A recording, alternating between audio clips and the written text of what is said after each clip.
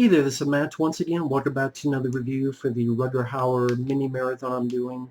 This time it is Blind Fury, which I don't know if it has a Blu-ray by itself, so it's on this 3-pack with Silent Rage and White Line Fever, not Fury. Alright picture quality, but I mean, it's 3 movies on one disc, so it's not excellent or anything. No features. That's what sucks. I would love to have seen a special edition of this film. I know Rutger Hauer was a big fan of this movie because there's snippets of his book that he wrote that you can read on Amazon, and he mentions how he had a good time working with Sho Kosugi. It was interesting learning about fighting with a sword, but he can't look at it, so he has to pretend to be blind. And he talked about how, I don't really do sequels, but I would have been open to doing a sequel to this film, but nothing ever came of it. So obviously he was a fan of this film. Would have been great to hear his thoughts on it, but now Rutger Hauer's passed away, and that will never happen.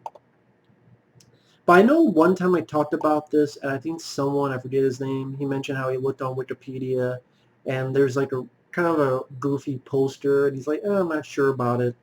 To anyone out there, if you've never seen Blind Fury, easily check it out. Easily check it out. This is without a doubt one of Rutger Hauer's best films. I love The Hitcher and Split Second. This might be number 3. This might be my 3rd favorite Rutger Hauer film, Blind Fury, after watching it again. It'd be The Hitcher, Split Second, and this one, because this movie goes at a fast pace. It's only an hour and 20-some minutes. It was actually produced by, I believe, Tim Matheson, the guy who's the star in Animal House and, what was that movie, Buried Alive, I believe. He was a fan of the Zatoichi movies, where it's a blind man with a sword. It's like, how about we make an American version of that? And this is a movie that has a sense of humor to it. So you could say it's an action comedy, but it's not a parody. It's because Rutger Hauer plays such a likable, fun character. It's not down the dumps about his blindness like most movies. Most movies would be like that. I'm blind. He has accepted it, and again, he does have a good sense of humor to it. Like when he's fighting Sho Kosugi at the end, Sho Kosugi from Revenge of the Ninja. He has a sword fight with him at the end, and he puts his hand on the guy's face like, oh, Japanese, huh? Or there's a point where he's driving, he accidentally hits someone, and the driver there goes, what the hell's your problem, man? You blind? And Rutger Hauer's like, yeah, what's your excuse? And the other guy goes, holy shit.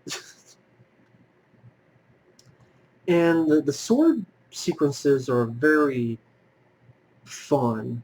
I mean, there's even a moment where he cuts someone in half, which will remind you of Darth Maul's death in The Phantom Menace. To the point you wonder, did they rip that off from this movie? Did George Lucas see this movie and rip that off? When Darth Maul falls and the body, like, splits apart. It's almost like this scene here at the end of this film. I'm like, that seems really too similar to be a coincidence. Now, this is directed by Phillip Noyce. Now, if Phillip Noyce sounds familiar, he's the guy who directed Dead Calm, Patriot Games, Clear and Present Danger, all films I like, especially Clear and Present Danger. That's probably my favorite Jack Ryan movie. But Patriot Games is good too. Dead Calm I haven't seen in a while, but I remember not minding it because of the cast. But Phillip Noyce is a solid director. Probably my favorite film he's done, Blind Fury. And the movie just goes at a fast pace. It's not a slow film at all. It starts with Rutger Hauer's character. It's in Vietnam. He's lost in the jungle. His buddy, played by Terry O'Quinn, who would be in who was in The Stepfather. Terry O'Quinn leaves him because he's too scared. So Rutger Hauer's trying to get out. He gets blinded. He's found by these people, taken to this village, and they teach him the ways of the sword, even though he's blind, how to listen better, how to hear better. Pretty much becomes Daredevil before well, there was the Daredevil comics, but before the Daredevil movie. He's able to cut fruit in the air just from listening to the sound. It's 20 years later. He's come to Florida. He wants to make amends, forgive Terry Quinn's character. And then you see how good Rutger Hauer's character is. First off, acting-wise, he's such a likable presence, such a likable character in this movie. Like I said, with his sense of humor. But also, to have to swing a sword and do these movements without sight. So you have to do this. Like, imagine having a sword fight and you gotta do it this way. You can't look at it. You have to do this. Do this. That's very, very difficult. So, you gotta commend someone who's able to do that and pull it off very well without it seeming hokey or corny or silly. It's always silly when it wants to be. Like in his first fight scene when these assholes in a bar, he wants hot sauce, he wants sauce, they give him super hot sauce for his taco. He swallows it down. These people messing with this woman, they pull out a switchblade. He beats him up with his, not a cane, but the sheath for his sword, hits him in the nuts. Acts like he's doing it on accident, but he fucks them up. That's doing it silly on purpose, and it fits with the scene. But he goes to see his former friend, Terry Quinn. He's not there. He's been taken by these bad guys. One of them is Noble Willingham, where I remember from, he's on the Walker, Texas Ranger TV show. I remember him more from The Last Boy Scout as the big villain in that movie. It has Terry Quinn to make his drugs. Randall Tex Cobb, who I remember from Uncommon Valor. Uncommon Valor, I think, is one of the most underrated films out there, with Gene Hackman, Patrick Swayze, Tim Thomerson, Red Brown. Uncommon Valor, Fred Ward, amazing film. Randall Tex Cobb is one of the best parts of that movie. So it was cool to see him in this as sort of the head henchman. But these bad guys come to see Terry Quinn's ex-wife and son. The ex-wife is played by Meg Foster, so I thought that was kind of cool to see her and not be a villain. Because even in They Live, she is treacherous by the end. Leviathan, she's a villain. But here, she's not a villain. She's just a normal mom. Her son, I know I've seen the son character in another movie. I want to look it up. I believe his name is... Actually, you know what? I'll look it up. The kid did fine in the role. I did not think he was annoying. I didn't think he was irritating. I didn't think he was... I think his name is Brandon Call. I know I've seen this kid in other stuff. But they knock him out. The bad guys kill Meg Foster. And Rutger Hauer just is a badass. Slices people across the chest. Stabs them with his sword. Someone has a gun. He does this move. Cuts the guy's hand off that's still holding the gun. Just a total fucking badass. Yeah, he was the kid in The Adventures of Ford Fairlane. Where it's like, he curses, and then Andrew Dice Clay goes, if you see the F word again, I'm going to knock you the fuck out. Now get in the fucking car. Okay, he was in Ford Fairlane. That's what he was in. He didn't do too much after this. I mean, other than Ford Fairlane. He was Young Boy and Warlock. He was in a couple TV shows like Baywatch, Step by... Oh, he was mainly one of the kids in Step by Step, JT. That's where his popularity really came in. He was on that TV show as one of the kids. So... And then he retired from acting. But he did fine in this movie. The action scenes are smooth, and the fact that Rutger Hauer has to do it without looking, even more impressive. I like the rapport he has with the kid when he takes him along. The kid fucks with him. and gives him what he says is candy, but it's a rock. And Rutger Hauer has it in his mouth, then spits at the kid's head, and the kid cries about it, but Rutger laughs. Or there's a point where when Rutger slips and the kid laughs, but then the kid laughs, and then Rutger laughs at him. Oh, you should make fun of me. And then Rutger Hauer gives him shit, which makes the kid shut up and go after him. Like, in this PC age, I don't know if that would fly, but that's what I like about it. And it's not harsh or mean. It's fitting. And you really buy that the kid and Rutger's character bond with each other. I like the cornfield sequence. Like, he does this thing where he makes these two rednecks shoot each other. He stabs one guy who's like carrying this popcorn. He's carrying popcorn even though he's supposed to capture this kid. He slices this wood that makes this whole shack collapse, that makes Randall Tetsukabe fall to the ground. There's some good lines of dialogue, like Noble willing him. He, "Give me Bruce Lee." But Bruce Lee is dead. "Then give me his brother." Or later on, these two rednecks, they're in this elevator. One goes, "Shit." The other goes, "Fuck." And they both go, "Shit, fuck." This movie's a lot of fun, and it's a very short film, and it goes at such a fast pace. The action scenes, like, they're smooth, they're cool, wonderful swordplay. You have little moments like this bug keeps buzzing him, and he cuts the bug in half. And you have this old couple watches, like, man, you see that? We should get one of those, honey.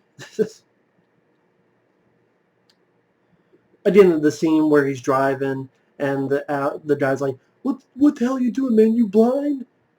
"Yeah. What's your excuse?" Or there's a part where there's in this gambling place. He cuts this rig off to show that they've been cheating the folks out of the money.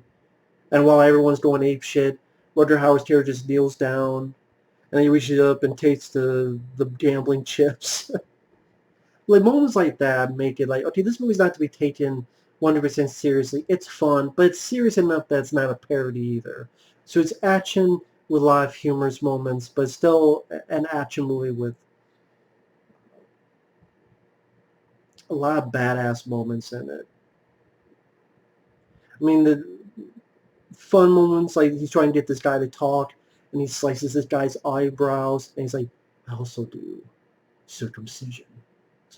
And so the guy, when you get your fucking eyebrows cut off by a blind man, you don't tell him what the fuck you want. A great action sequence where Tara Quinn helps him shut off the lights, and it's dark. And Rutger Hauer says something like, "That's my world." And fucks all these people up. Really good choreography where he's slicing them. It's not over-the-top gore. It's not Kill Bill Volume 1 gore. But it was fine. It wasn't needed for this film. What was there, it worked very well. And he slices all these motherfuckers, stabs them in the dark. I say in the dark, but there's enough light for us to see what's going on. There's a fight he gets in with Sho Kosugi. It was cool to see Sho Kosugi in this. Because I think when I first saw this, I didn't know who the guy was because I had not seen Revenge of the Ninja and these other ninja movies. Now that I've seen most of them, it's all cool. It's Sho Kosugi. My favorite of shows is probably Revenge of the Ninja. "Unreasonable men make life so difficult," one of the lines Rudder says. And even the ending is satisfying. He throws the sword and impales Randall Tetsukabe, and then the music, before I want to give credit to the music. Well done score.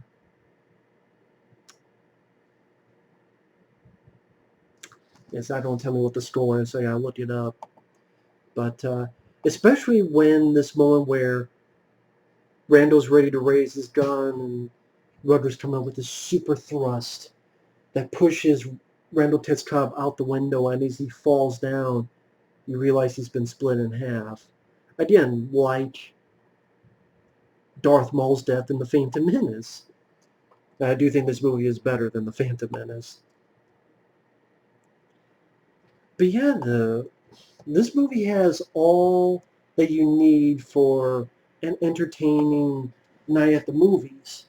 Has a great lead with who's likable, who's charismatic, who has a good sense of humor, but handles the blade with precision. Fun action sequences, a short, fast running time, paced really well, good supporting cast with Randall Teskov, Sho Kosugi, Noble Willingham. You have a kid in it who's not annoying or irritating. The score fit the film well. J. Peter Robinson, pretty damn decent score. What else has he done? He did the music to the Believers, Wes Craven's New Nightmare, Wayne's World, The Wraith, The Gate. He's a pretty decent composer. I like the score to Wes Craven's New Nightmare and The Believers. I remember Wayne's World score being pretty decent too, so yeah, that's neat. Yeah, J. Peter Robinson definitely did a good job with this as well.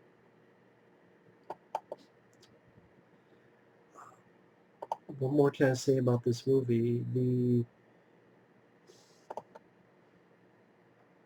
I get fun lines, even from just these like redneck bad guys with the shit, fuck. It's like these nice little peculiar touches that make the film more memorable. Blind Fury is a great movie, kick-ass film. It's sad that this doesn't even have. This should have had a special edition years and years ago, and you could have gotten Rutger Hauer to talk about the film, to speak about the film. Get Phillip Noyce to talk about directing the film. You maybe get actors like Terry O'Quinn or Randall Teskov or Tim Matheson since he produced it. Brandon Call since he's retired. He's not doing anything else. Rutger, again, I know Rutger was a big fan of this movie. I think this is one of his favorites that he did, along with Blade Runner and The Hitcher. So, but yeah, it sucks that we can't hear Rutger Hauer's interview, like opinions on the film. But the film itself, if you like Rutger, if you like Rutger Hauer, if you like action movies, if you like fast-paced, uh, with good sword sequences, a good sense of humor, that's not stupid, silly parody, but fits the film well. You like just popcorn entertainment. This fits the bill and then some. I can't sing the praises of Blind Fury enough. Great fucking movie. It was a lot of fun watching it again. So thanks for watching. Take care, and we'll see you in the next one. Later.